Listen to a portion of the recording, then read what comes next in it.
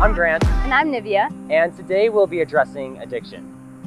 In recent years, the American public has grown increasingly concerned about issues like opioid abuse and technology overuse. So Niveah and I want to speak with students and professionals on addiction prevention and recovery.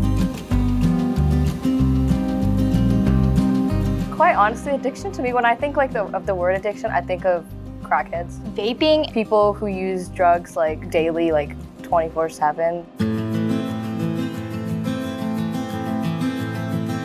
Addiction, it's never good, but it doesn't always have to be to drugs or anything related to that matter. It can be related to other things too, like food. Social media, they don't get help, and if they're not receiving that kind of help, it's just gonna turn out bad. The number one issue with addiction, and if people are trying to stop addiction, is that they don't have that kind of support. Some of these factors that go into that create these walls and these different difficulties that when they don't understand or they're not taught or they're not in a safe place where they can express or they feel they're going to be judged or something, then they tend to act out and try to get relief in a lot of different ways.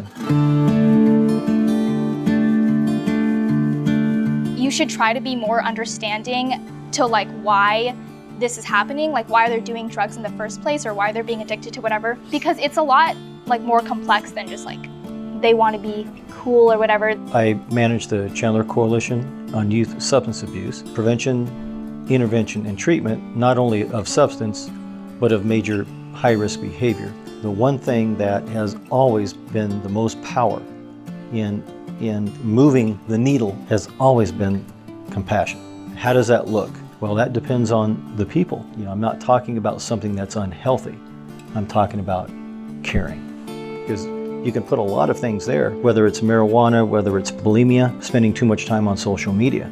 Let's focus on the healthiness of how it's affecting you, your relationships, and the world around you. Be willing to give help and do it correctly. Help them go through the process. You have to look at it from their perspective, and you have to treat them the way they want to be treated, per se. Not the way you want to help them, the way they need help. One key conclusion that we found after speaking with students and professionals is that no one is immune to some form of addiction. If you're struggling, we encourage you to talk to someone you trust. We don't want you caught up in a cycle of shame because there's always a way out. And if a friend of yours is in trouble, don't be afraid to reach out. Having compassion for yourself and others is the best way to live golden.